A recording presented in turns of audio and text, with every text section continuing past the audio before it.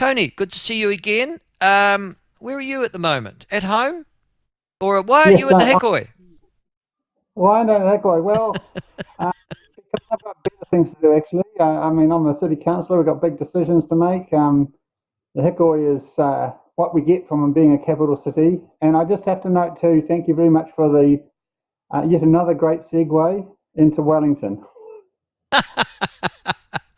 Oh, well, at least some of your public servants are going to be getting an exercise today. At least it'll bring them into the city. They won't be working from home, will they?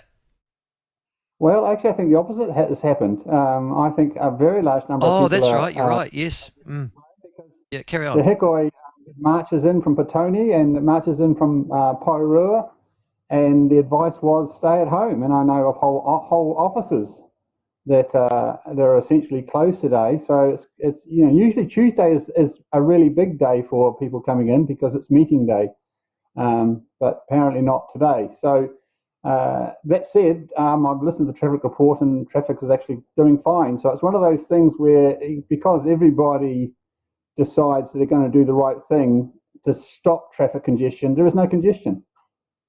You make the Except, satirical comment, and I thought it was rather clever, that David Seymour's done an awful lot for Wellington, a damn sight more than your mayor, because he's attracted 30,000 people to an event in Wellington and bringing all their money with them.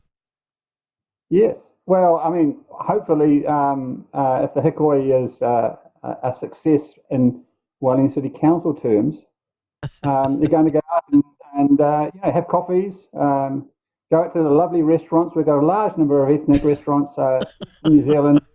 I recommend them highly for all the members who are coming to the Hikoi that experience Wellington, as well as do the protest, of course. Well, yeah. I mean, that's the issue, isn't it? They've got to eat. They've got to drink. They've got to be accommodated. So, yeah. I mean, I imagine you wouldn't be able to get a hotel room and of all those iwi trusts or government departments and quasi sort of, yeah, urban entities would be having their staff there. You're right. Yeah. Listen, very quickly though. So these things happen anyhow, and you're right. Well, it's a Wellington is, capital city. yeah, yes, right. Yeah, the capital city. Where else would you go to protest? Listen, the other thing though I'm interested in is the last time we talked, you are making progress to try and cut expenditure to try and ensure that your rates demands in Wellington aren't so prohibitive as to drive more people away from the capital city to go and live in nicer areas of New Zealand. Tony, can I ask, are you making any progress? Are we making progress? Yes, we are making progress.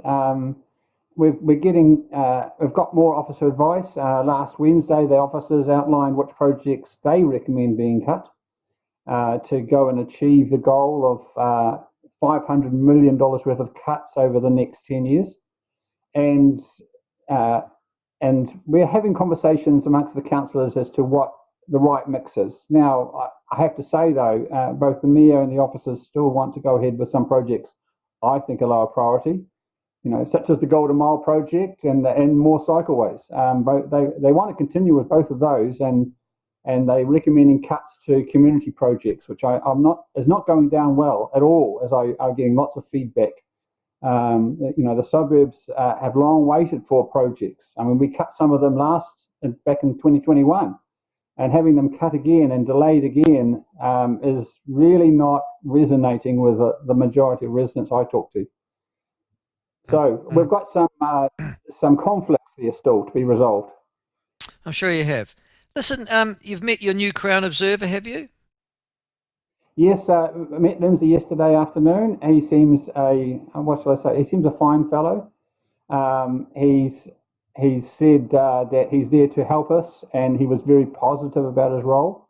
And he also said that he wanted to be a bit in the background. He wasn't intending sitting right up in the meeting, along with the councillors, but maybe sitting back and observing, as he's supposed to do. But he did offer to help us on raising and resolving issues. So I'm confident, as you must be with someone new, that he's going to be a positive influence on our long-term plan. But it's happening very quickly. I mean, we're literally making the decisions next Tuesday. So, man. Yeah, that's well. So really, how much assistance can he provide to that particular process if you're doing that? Listen, this is my front page today in my local newspaper. I don't know if you can see it. Can you see that? Yes, I can. Fall into bad habits. Um, Oh, I had fallen into bad habits. Now, believe it or not, this is a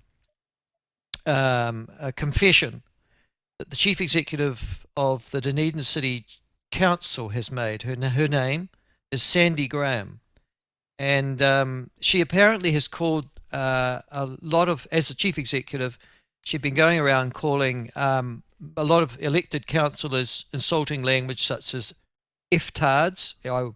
Except there was the word was elongated out. Effing useless, effing idiots, on a regular and routine basis, um, describing as the chief executive of her council that the elected officials just weren't up to much, and letting everybody know that. She's given an apology to that for that, and it's on the front page of my local paper today. You're about to elect a chief executive of the Wellington City Council. Do you think it's common that chief executives around New Zealand regard elected officials as irritants and, to be perfectly honest with you, iftards? um, well, I can't comment about the latter one, of course. But I do think officers, yes, absolutely. I think with some being an elected official in a local council is must be very frustrating. I'm reminded of that saying. Those of you who think you know what you're doing are really starting to annoy those of us who do. And the whole expertise they bring is often negated by either political disputes or poor information. I've seen a number. In fact, the city council has even been successfully prosecuted in court for not offering options other than what the officers think should happen.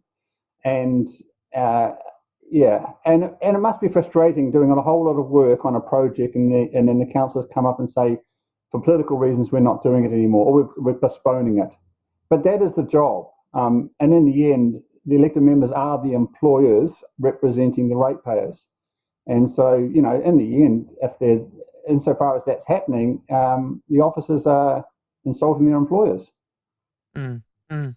I suspect, I have to be honest with you, the only crime that Sandy Graham, the chief executive of the Dunedin City Council, made is getting caught. And I would suggest to you that senior public servants, local government leaders in this country, regard most governance folk as iftards. Yeah, it just seems to me. I don't know. Well, Perhaps that's just my it's, cynicism. I think it's reasonably clear that internally, with any decent sized organisation, the officers have their own agenda. They've got their own ideas, and we pay them to have those ideas to say what is the right thing to do next, based on the direction of the city.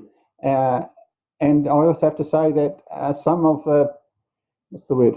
Some of the decision making logic of my fellow councillors sometimes leaves me aghast. So you're saying it might well be depending upon the issue of the day, it might well be a fairly considered and rational reaction from chief executives elsewhere. Listen, mate.